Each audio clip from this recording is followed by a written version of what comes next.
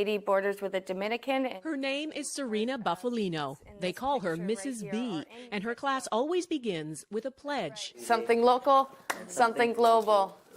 Haiti. They're words that carry Yes. weight here. Helping yourself means helping others, giving back, here and a world away in Haiti. And nobody's helping them, except for people like us. It was through her the class learned of Haiti, of the nearly 1 million orphans, many with no school, no support, no Mrs. B in their lives. They could not wrap their head around that. Mrs. B's students are among Toronto's most at risk. Their challenges vary from emotional and behavioral difficulties to learning disabilities. Their trauma so severe they can't function in a regular school setting, and we aren't allowed to show most of their classmates. For most of the kids, most of society has turned them away. And in this classroom, they're accepted. They're accepted no matter what for who they are. Take Yolanda. She came here last year so burdened and withdrawn, she would often fall silent, sometimes for days on end. It was, she says, Mrs. B's patience, her quiet encouragement, that saved her. She actually saves people's lives from dangers. And perhaps that's why these marginalized kids feel such a kinship with the orphans of Haiti, and why they were moved to act. And so when Yolanda and Jackie and Patrick said, well, Miss B, we need to build them a school. Build a school, no easy task. They started out raising money. They sold samosas, washed cars, screened movies, you name it. And in just a few months, this little class raised $20,000. So much, it's not just a one-room schoolhouse they can build, but a full 3-story school. And so Mrs. B set off on a journey she'd dreamed of, up into the dusty mountains above Port-au-Prince to a town called Canaan.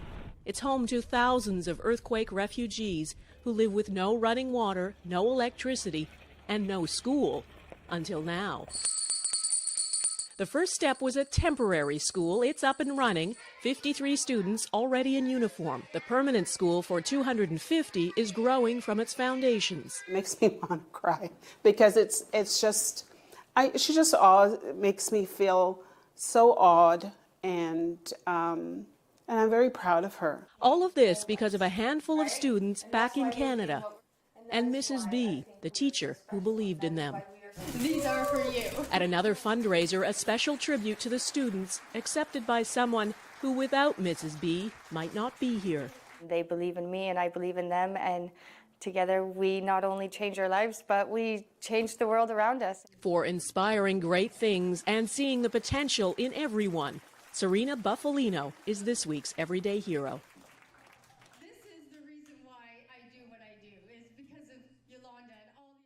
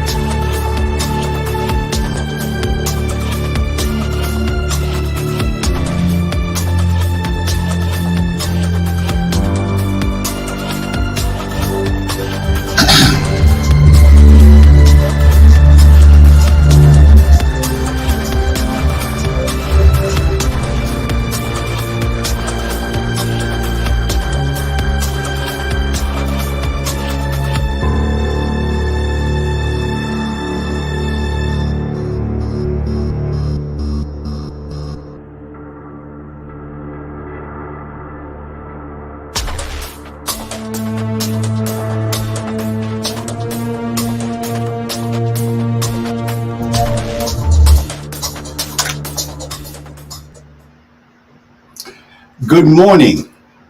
Bonjour. ¿Cómo se va? Ni hao. Hola. Bienvenue. Wan Ying. Bienvenidos. And welcome to another exciting episode of Gem Hunter Stories. My name is Barry B. Mixon, and I am a gemological storyteller.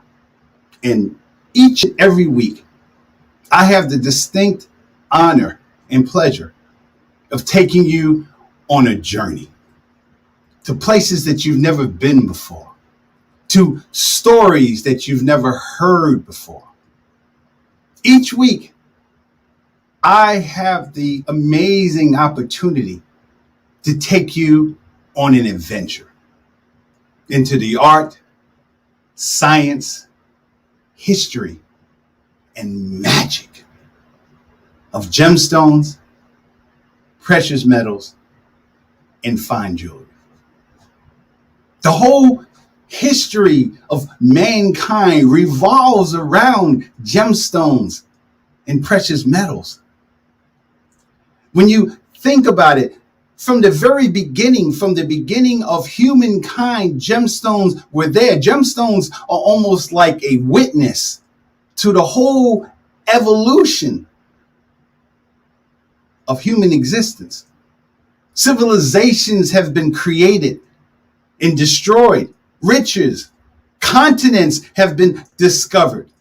Millions and millions of people have been empowered and enslaved because of gemstones, in the pursuit of gemstones.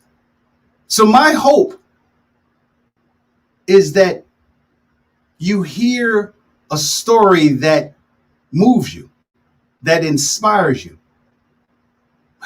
Each week, I hope to create a sound that will begin to help you discover who you are.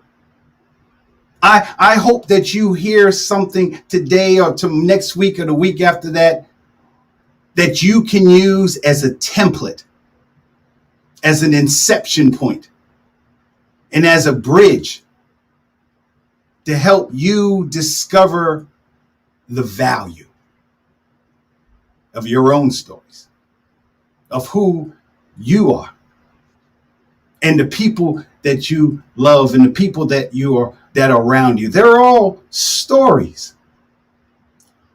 A couple of weeks ago, someone asked me, what exactly is a gemological storyteller? And you know how you use terms all the time, you personally use your term, and you think because you know it, that everybody knows it, and everybody doesn't. This person, her name was, I think, Sandra from Spain, actually. So, hola. The way that she asked, actually, the question was, how did I become a gemological storyteller? And it amazingly, that question made me realize that I have been thinking about it and training for a very long time. Even back in college, before I even thought about gemology, I was studying as I told you a long time ago, that my degrees in biology, chemistry, and biochemistry, and I had the opportunity to do some work with the NIH, the National Institute of Health. And my research that literally started from day one in college, I was asked to be a part of a groundbreaking research team where we were studying what's called beta endorphins. Endorphins, as many of you know, that's, we're talking about opioids and things. Endorphins is the body's own pain relieving system. Now, obviously, we weren't practicing on, at least at my level, we weren't practicing on humans. So what I had to my research was using pond snails and land slugs. And what we had to first establish is first of all, does those type of organisms have pain relieving systems? And my first thought is, what stresses does a pond snail or land slug have to go through to have a pain relieving system? And then once we established that, then we had to extrapolate that out to mammalian systems, to human beings. So part of this is this was 1986, long before 84 to 80, 88. Yes, that was when I was in college. And The goal was to take that information from a lower life form, from a simplest life form, and make the connection between something far more complicated, which is who we are. And gemstones are the exact same thing. Gemstones are a microcosm of not only just the universe, but a microcosm to what we experience as human beings. Each week, when you tune on this show, what I want you to understand is that the primary theme of every episode is not just the gemstones, but it's about value. What does value? What is the definition of value? For weeks, really from the beginning, we have been talking about the whole concept of gem identification. Some of you are saying it before I said, yes, gem identification. What is something? How was it made? How was it produced? What process did it take to get to what you see when you see a gemstone? And as I told you many times before, that a gemstone is based on certain characteristics. I don't know what episode. This is like episode 40. And again, thank you so much for those of you who have supported this channel, the show, and with your comments and your support and your praise. Thank you so much. But what we're going to do today is, and it's going to be a little scientific, but I promise you it won't be anything that you can't get. So again, I told you that I took in college, I wrote, in fact, if you ever want to be really bored and go to sleep at night, you can't sleep at night, look up my name and the National Institute of Health. And I have to give you the name. I don't know where the paper is, but basically look up Barry Mixon. I was the primary researcher, and look up basically like the effects of beta endorphins on pond snails and land slugs. And I guarantee you 15, 20 minutes into reading it, you'll be asleep. But my point is, how I got to be a gemological storyteller is I began to see how connections can be made even on a molecular level.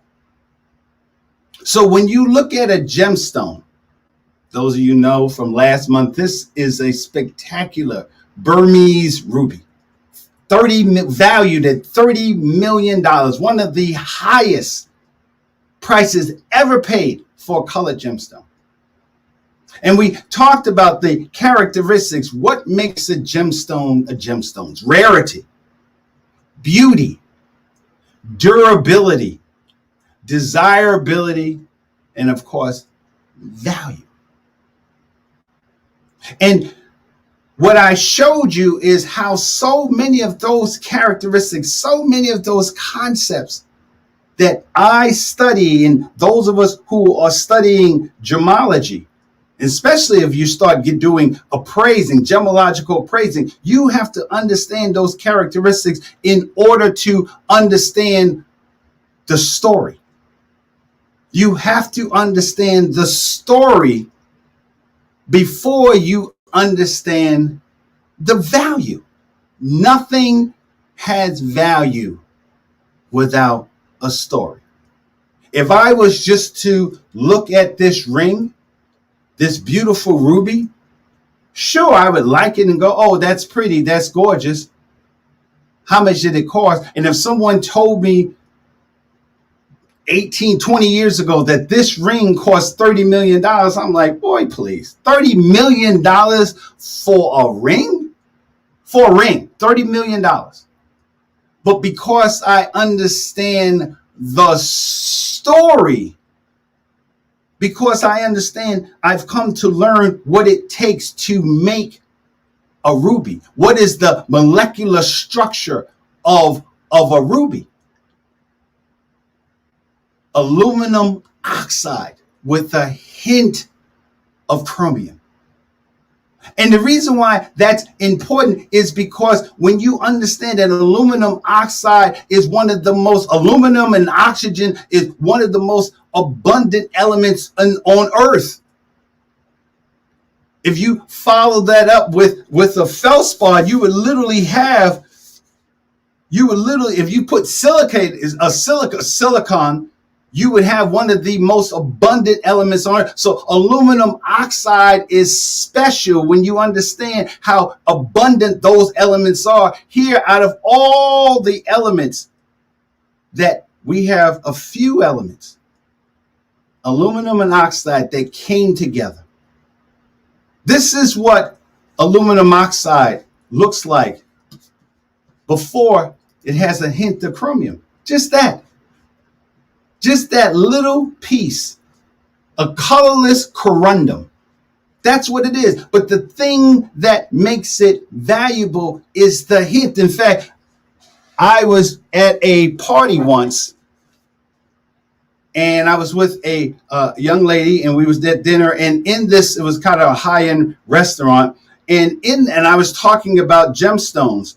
And as I was talking to her, I noticed that there was these stones in this kind of like trough that they had next to the restaurants. It looked very elegant, very beautiful. And as I was talking about gemstones, I just they had it laid out like it was rocks, the kind of rocks you put at the bottom of a fish tank. They were just there for decoration. And when I was telling the woman about gemology and the whole concept of the gem hunter, I took one of the rocks and I started looking at it. And as I was looking at it, I said, "Oh my God." And she said, "What?" I said, "This is corundum." And she says, "No." I said, "Now it's probably synthetic, but this is corundum." And when I took this home and tested it, yes, this had all the characteristics of what corundum is. So in fact, I haven't been back to that restaurant, but I was just thinking, if people really understood what that was, what those rocks that they just had strewn around, I don't know if they would still be there. Nothing has value without a story. Let me tell you another story. 3 years ago, some of you saw my Facebook post. 3 years ago, I had the honor of being asked to be the keynote speaker for the 40th reunion of Jamaica High School. Now, Jamaica High School, I'm from New York originally, Harlem, New York, but I moved to Queens, and I went to high school in a place, this wonderful school called Jamaica High School. Jamaica High School, I still remember the address, 16701 Gothic Drive. It looks like, it's still there. It looks like a castle. In fact, it was used in one of a Netflix movie, I forgot the name of the movie now, but it was used in Power. That was the name of the show. It was used, the second episode, they showed it. And it's this beautiful castle-like school that sits on like a mountain.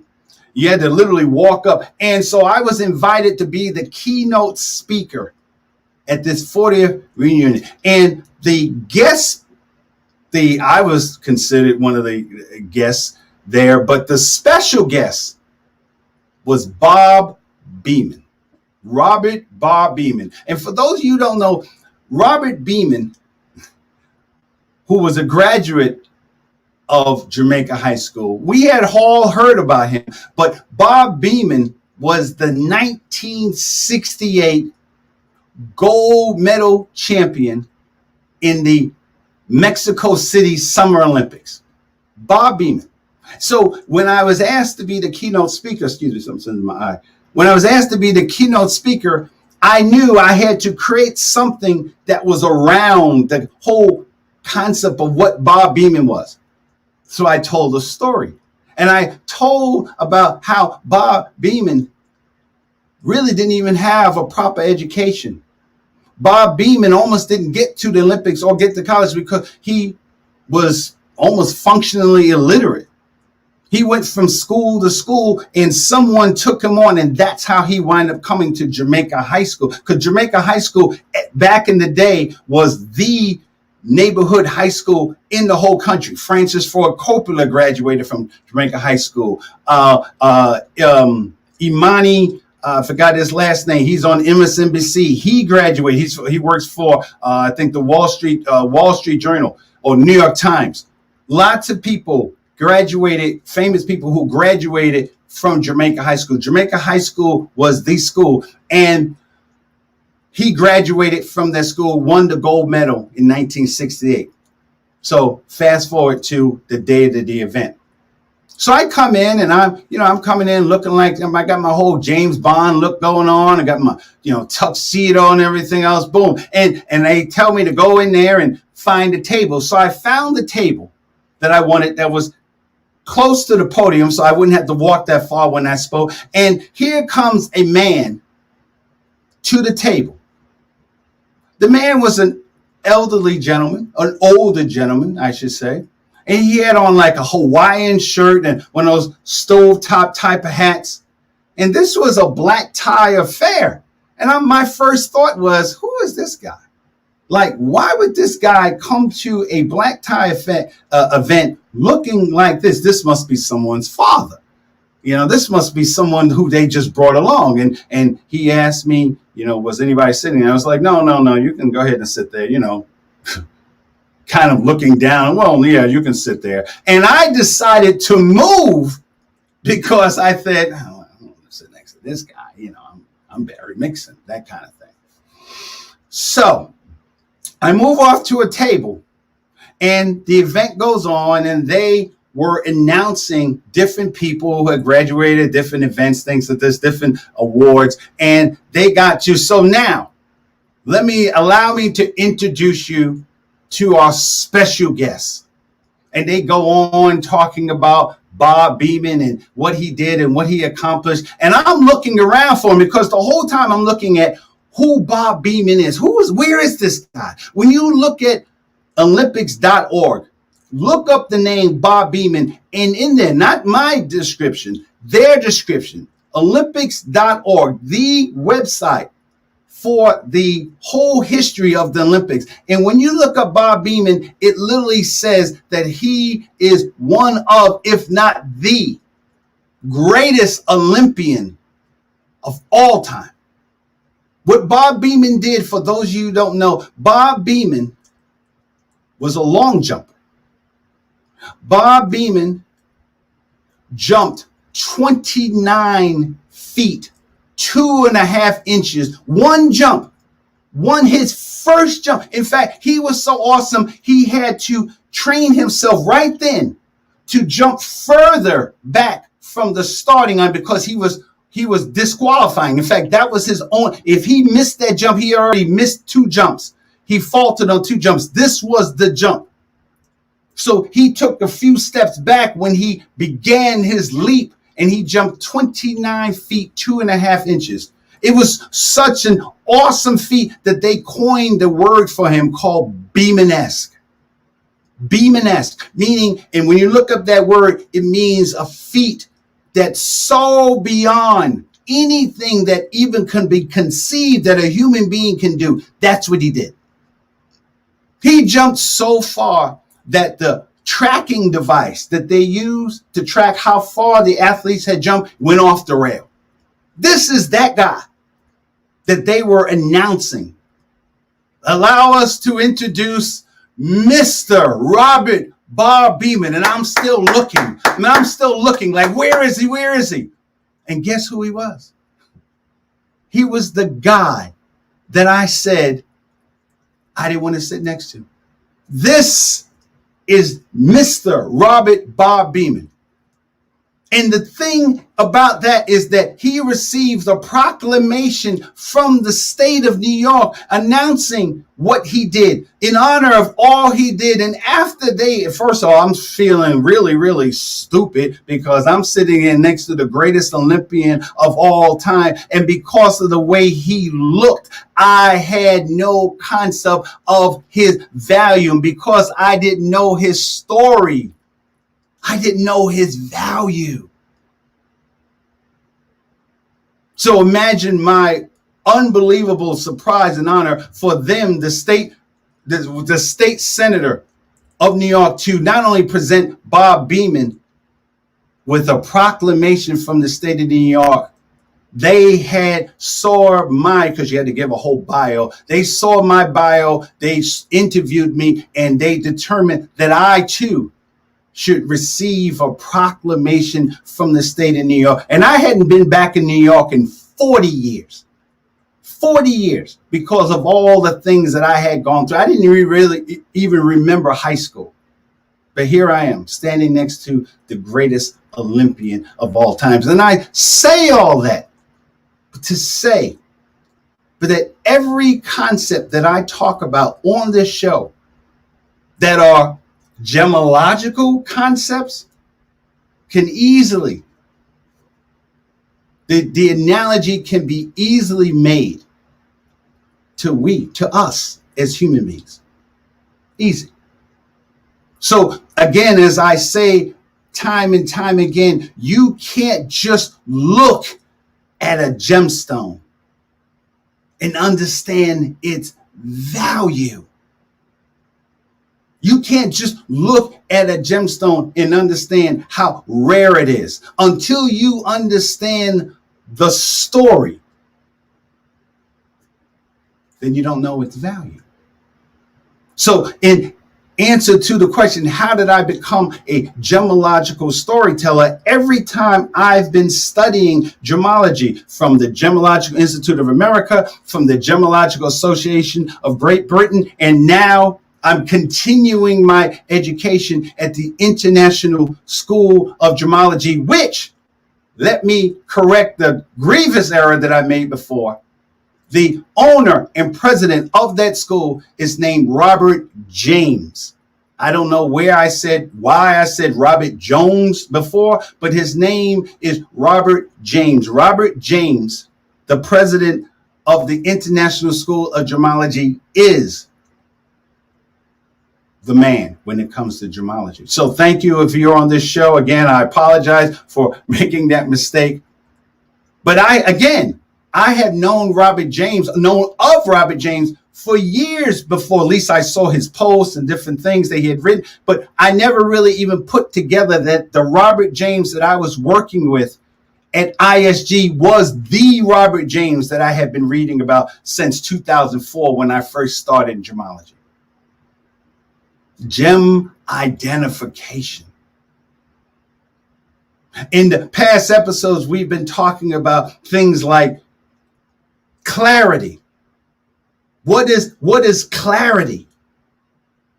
When you look at something, how transparent it is? How does a gemstone interact with the light? And what you need to understand is that now that we're talking about gemstones on a molecular level, now that we're talking about people on a molecular level, you have to begin to understand that there's two types of gemstones.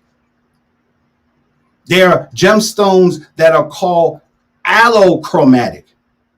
Allochromatic is when you have the exact situation that you have with rubies, with corundum.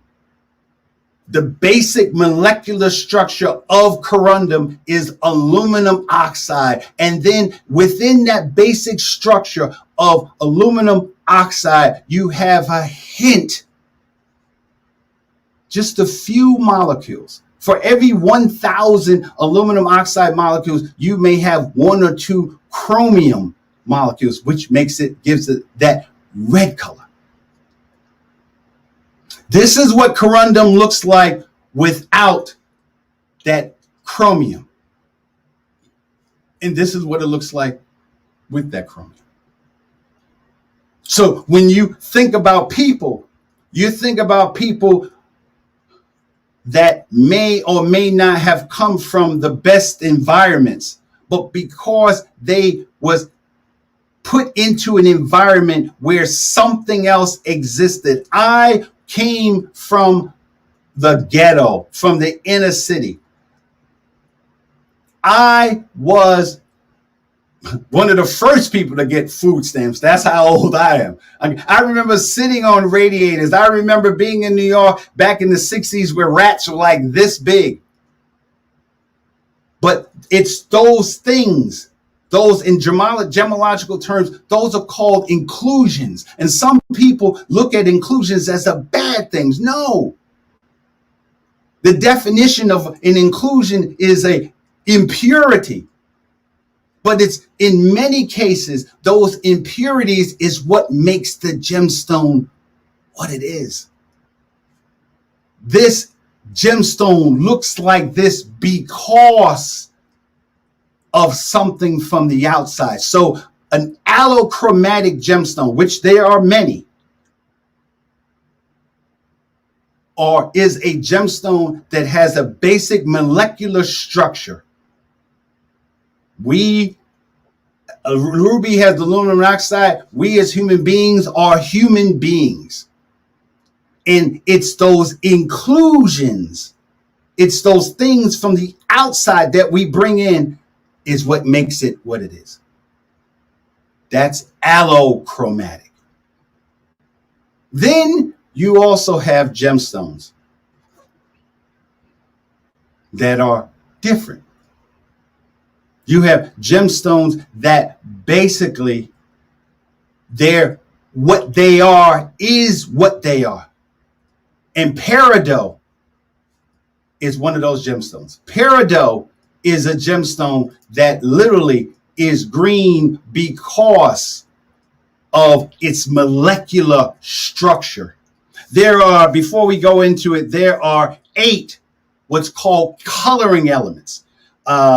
Titanium, vanadium, iron, manganese, cobalt, nickel, copper, and what am I missing? Manganese, iron, copper, cobalt. Those are the things that go outside, that come from outside, elements that come from outside that make the gemstone what we think of when we think of gemstone. So when you look at a ruby, you're looking at something that had chromium put into it. When you're looking at a sapphire, the sapphires are blue, green, yellow, orange, purple because of iron and titanium. Different variations, different percentages of those elements, which is outside of its molecular structure, outside of what it is, that when you introduce that molecular structure to that element, those outside elements, it becomes something else. So in my mind, I started thinking, well, how is that any different than who we are? Track and field was the element that made Bob Beamon the greatest Olympian of all time. Bob Beamon, he did a speech on that night, and he told the story of how he was functionally illiterate. He didn't like school. He went to the different what's called spotted, those type of schools where you have for special kids. The special kids being behavioral, all kinds of things. He had gone through all kinds of things in his life, but yet he could run. He could jump. So it was something that was outside, that was brought outside. But in all honesty, he was what we talked about when we said the two different, or what I'm going into, the two different types of gems. There's allochromatic, and then there's people like Bob Beamon, who was idiochromatic. Idiochromatic is a gemstone that has that color is what it is because of something that's built in.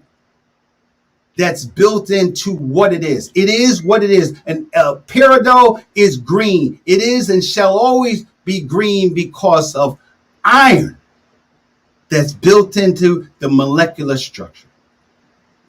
So what we're going to do right now is we're going to take a moment to look at the molecular structure of our sponsors, and then we're going to come back.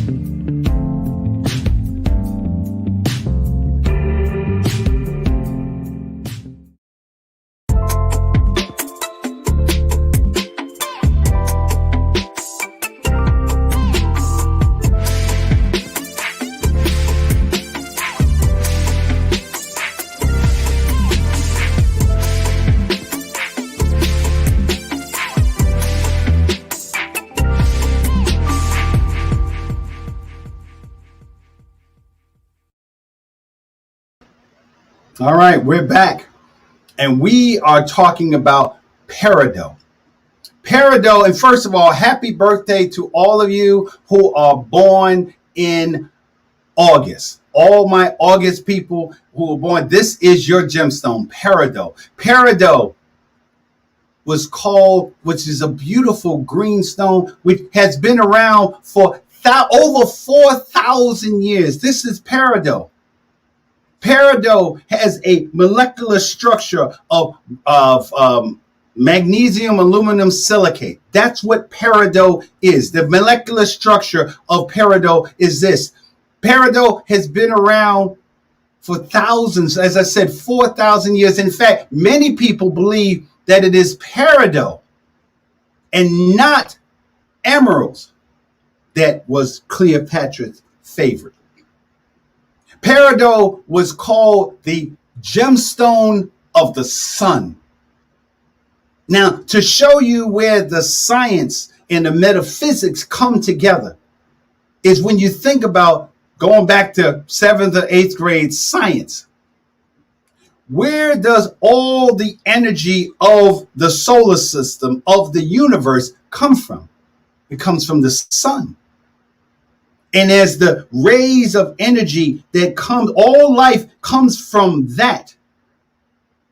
So when the sun is shining its rays to the earth, the thing that collects all the power of the sun, those waves that we talked about, is grass.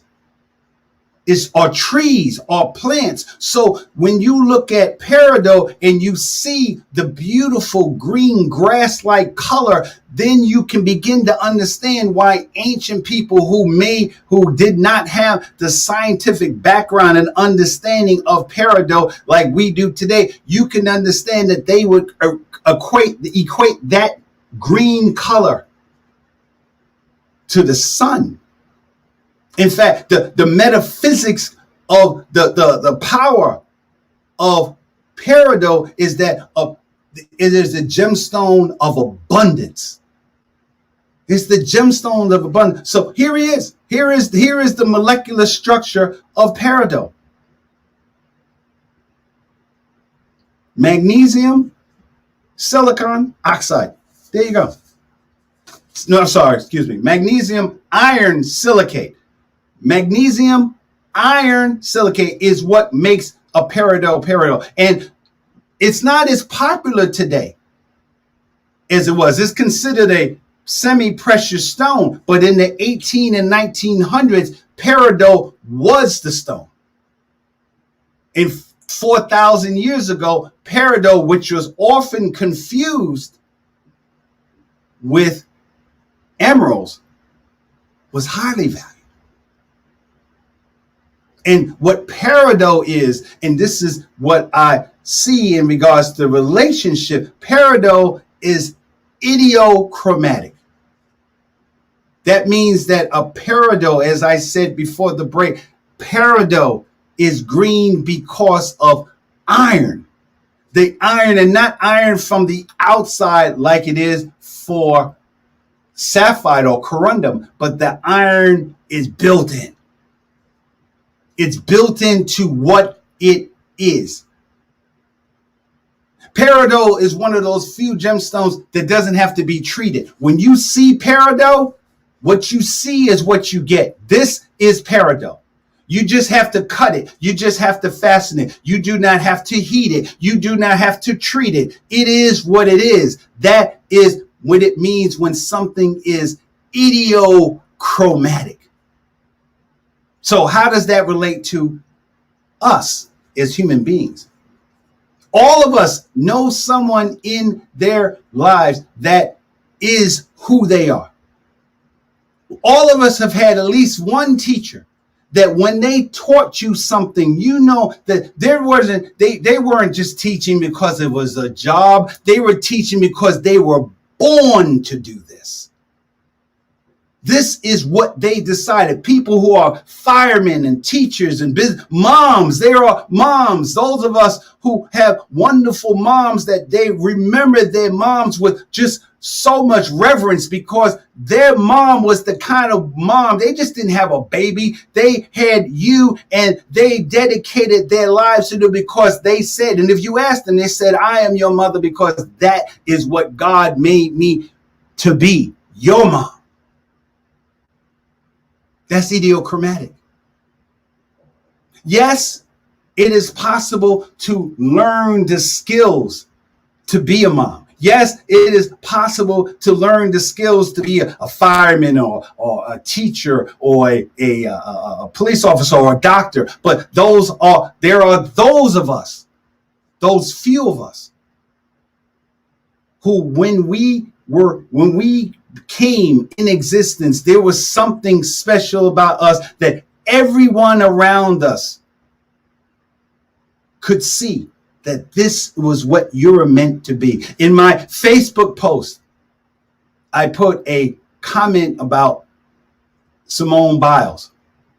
And there's this whole controversy of, she let us down. She's not an American, a real American, and everything else. But when you go back and think about who Simone Biles is, what is her story?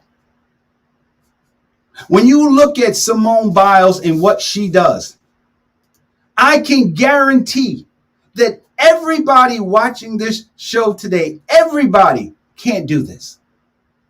It hurts me. I'm 60 years old. It hurts me just to even think about the possibility of doing this. And when you look at her background, her mom was a drug addict. She had to be separated from her brothers and sisters. Not to mention she's African American. Think about Anna a woman. Think about all the things that she had to go through to get to be who she is. And today she has won 14 world championships. 10 of them were gold. Idiochromatic.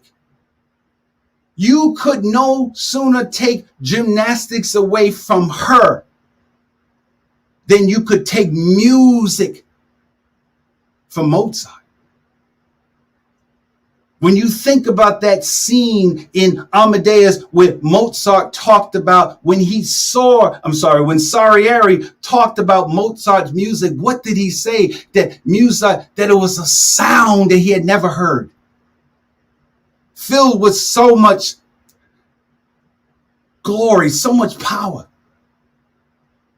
that it sounded to him as if he was listening to the voice of God. So when you see Simone Biles, you understand yes, she had years and years of training, but the reason why she could do the things that she can do in her life is because she is idiochromatic. She is no different than Peridot. She is what she is because of her molecular structure, how she was designed. So the question is, as you evaluating your value, who you are as a person, how much are you allochromatic, meaning you got those skills from outside forces, your mother, your father, school, coaches, and how much of you are idiochromatic? How much are what you do is just what you do? I think as a man, if you've been around women long enough in your life, you know that there are things that women can do that I just sit there and go, yeah, okay. How many of us know people, especially women, that can multitask, that can do different things all at the same time and make it look effortless? because there is something inside of who they are, their molecular structure, the way they think. Not just, when I say molecular structure, I'm not just talking about your body. I'm not just talking about your size, your height, your color. I'm talking about something inside of you. Gatorade spoke to this years ago when they said, is it in you? Is it in you? That's what they were talking about. They were talking about the difference between being allochromatic and being idiochromatic. I have people in my life who are just, I won't call them clean freaks. They're just extremely organized. That when they see a problem, when they see a room, when they see different things, they see it in a different way. And before you know it, voila, it is something completely different. And when you look at it, you go, how did you do this? And they go, I don't know. It's just what I do. So when you begin to discover the value of your own story, I want you to see, or to at least think about, how some of those values, some of those characteristics, some of the things that make you you are that because of who you are inside. The things that you've learned, the way you see the world. Bob Beamon, after my speech was over, came up to me and thanked me for doing that speech. And I had brought a tape measure with me because in my speech, I wanted people to see what 29 feet, 2.5 inches. Think about that for a second. Think about the room that you're in right now. I don't know what size that room is, but think about, do you think that you could run and jump? And when you landed 29 feet, 2.5 inches later, that's where you would be. Is that even a possibility for him? But before Bob Beamon, it was. So I brought a tape measure to let people see what 29 feet, 2.5 inches was. And he came up to me and asked me, thanked me for my speech, of course, which I was just completely honored. And then he signed it. He signed it. Here is a man that I looked at and was like, no, I don't want to sit next to this guy with, you're wearing a Hawaiian shirt, for God's sake. But yet I was next to the greatest Olympian of all time. And had I known, like a gemstone, had I known that he was a ruby, had I known that he was a diamond, had I known that he was an emerald, had I known that he was peridot, I would have treated him differently, completely different. I would have seen him in a different way. And that's what this show is about. I want people to begin to look at themselves and look at each other in a different way. Why is it that in 2021, why are we still having these intense arguments about color? If we lived in a world where people were green, those people would go through hell because they were green. But yet at the same time, we pay thousands and millions of dollars for something because it has that green color. And when you, as I said in early episodes, when you talk about any color, what are you talking about? On a scientific point of view, all you're saying is that color is the way that object interacts with the light. That a gemstone has Either it's allochromatic, which means that there is something that got into that basic structure of that gemstone that made that gemstone interact in such a way, vibrate in such a way that now you have a red color.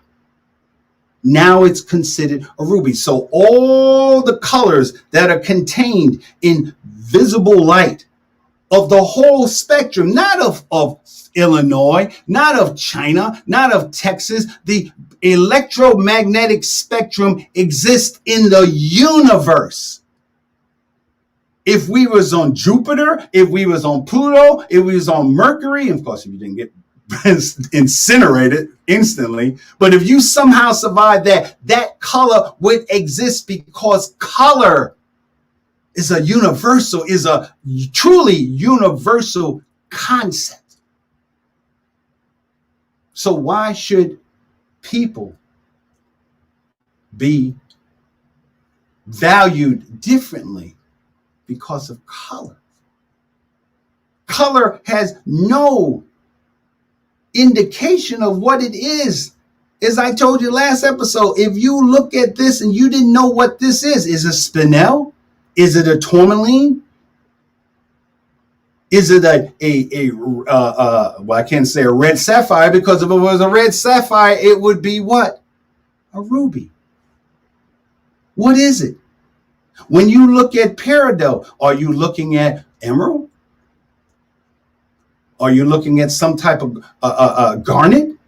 There's a garnet variety called savorite garnet, which actually is a spectacular green color. And we'll talk about green gemstones in the next week's episode, because green touches us in a different way. But until you understand what it is, what is the story, you don't know what, you don't understand the value of it. Peridot has been valued for 4,000 years. And even though now peridot doesn't get its say, peridot is not valued at the same way. Peridot is considered a semi-precious stone. But once you understand what peridot is, then you understand that it is what it is. When you understand Simone Biles, what she has done, where has she come from, what she had to do to get this, then you begin to understand her value. And when you understand and see what she does, how she has movements named after her, you understand that Simone Biles is not an allochromatic gemstone. She's an idiochromatic gemstone, just like peridot.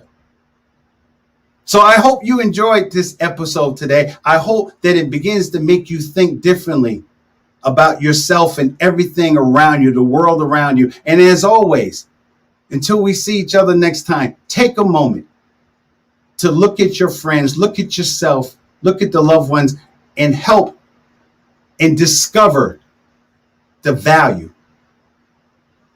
of your story and their story. Until next time. Au revoir. I'm hanging on your every word, the love inside, I feel it burn. I'm never